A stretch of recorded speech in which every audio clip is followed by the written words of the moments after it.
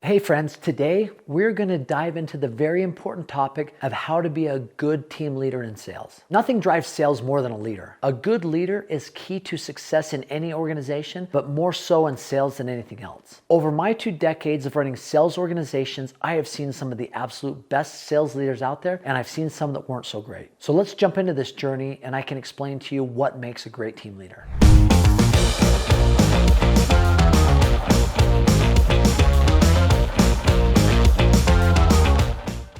So what does a great sales team leader look like? What is his or her makeup? So we're going to show you how, when we identify those items, along with the biggest challenges you face as a team leader, we will also show you how to lead, not necessarily from a position of authority, but through the quality metrics that drive performance. If you're ready, let's go. So what is a sales team leader? If you've seen some of my previous videos, you'll know what a sales team leader is. But let's define that really quick. A sales team leader is an individual who's typically done pretty well at sales, but they also have some management skills that oversees a group of sales individuals, right? And traditionally, in my world, what I've seen, a team leader, sales manager, sales leader typically oversees about 7 to 10 individuals, right? And the makeup of that team can vary, but typically I like there to be some assistant team leaders there and some prospectors and closers as part of that organization. But your sales team leader oversees that group of 7 to 10 people. He is also responsible to drive the metrics that we know lead to sales and also to drive revenue for that team. It is his sole responsibility to make sure that unit is producing the revenue that the company needs. So it is incumbent that they are good at sales and they can drive that. Somebody you trust, somebody you know that is going to do that for your organization. I also believe that a good sales team leader is duplicatable. So think about this for a second. I've had sales leaders in my organization that were really good at sales themselves, right? But they were very unique. It was more of an art form to them. The way that they did it was so unique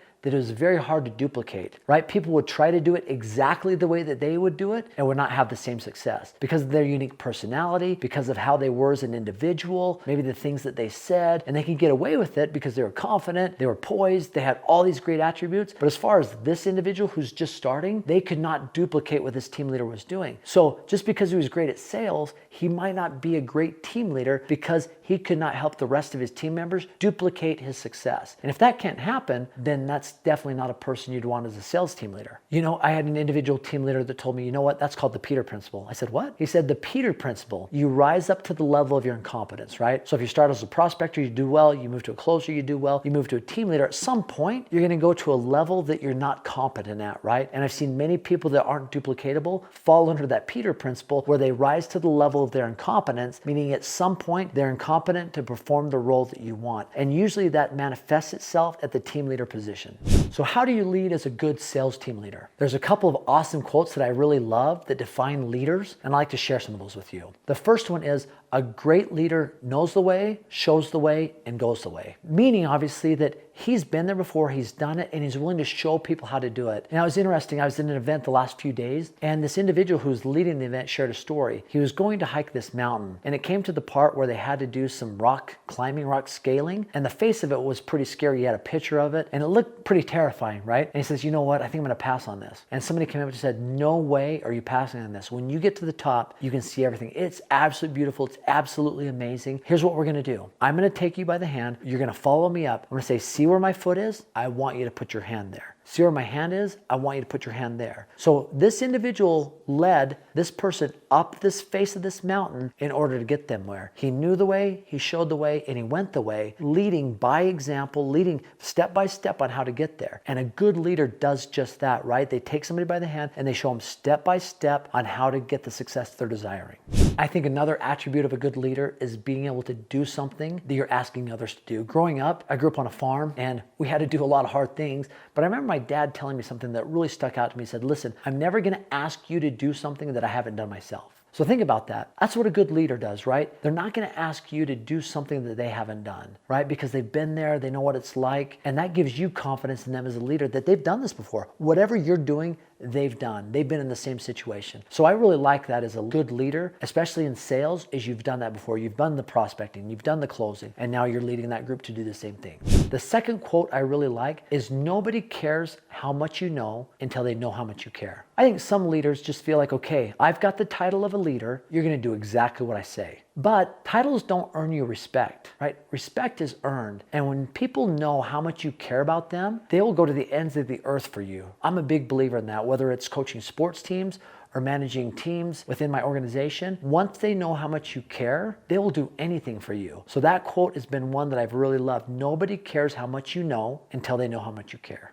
Now let's talk about what characteristics make up great team leaders in sales. Now I know there's going to be a lot of discussion on this and a lot of different opinions, but I think one of the things that makes a great leader in sales, a great team leader, is somebody who is even keel. They're passionate, but they don't get so high that they get so low, right? Because sometimes that you're at one of those highs or lows, it can be maybe devastating or it can be exhausting for your team. So a team leader in sales who is even keel is an attribute that I absolutely respect and one I feel leads a team towards high performance. And trust me, I'm not saying that they can't get fired up or excited, but if you're always a 10 out of 10 all the time, man, it's hard to ever duplicate that, right? And so being somebody who is just even keel is going to even out some of those highs and lows.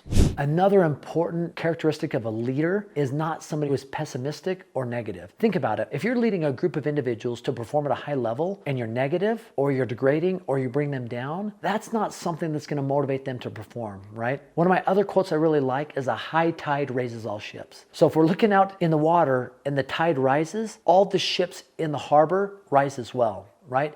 And it's the same thing as a leader. If you're that high tide, you're going to raise others around you. And if you're the type of individual that can raise people around you, man, you're going to have a lot of people that want to follow you. So a high tide raising all ships is something that I'm a big believer in. Another important characteristic of a great leader is they don't complain downward, right? If you remember in the show Saving Private Ryan, they're walking towards their next town and they're kind of all complaining, and one says, "Hey Sarge, why don't I ever hear you complaining?" He says, "You'll never hear me complain. I only complain upward," right? And I think that's important because there's going to be things within an organization that don't go the way that you want. There might be things that you disagree with, but being that person that complains to team members, you're only going to foster negativity and poor performance. Now, it doesn't mean you can't go to the management or the owners and talk about your concerns, but complaining to those people you manage will hurt you and the organization. Finally, a great team leader in sales will drive the right KPIs, the key performance indicators. They follow the right metrics, they keep everybody on task when doing it, and they do it with professionalism. First off, as a great sales team leader, you've got to understand what metrics drive sales. And ultimately, as a team leader, as a sales team leader, you want sales, right? Sales rules all. But there's underlying metrics that when those metrics are hit, you know that sales are coming. Even if you had a down week in sales, if those underlying metrics are happening, you know there's going to be a wave of sales that start to come. It happens all the time. In our organization, phone time and dials drive that. And they tell a story. So for example, one thing that's important for us, we used to look at, you needed at least 3 hours of phone time every day and 75 dials. Now we could look at that chart, and if somebody had less than 75 dials, especially a lot less than 75 dials and a lot of phone time, they were talking too much. And if they weren't getting sales, we knew that that was the problem.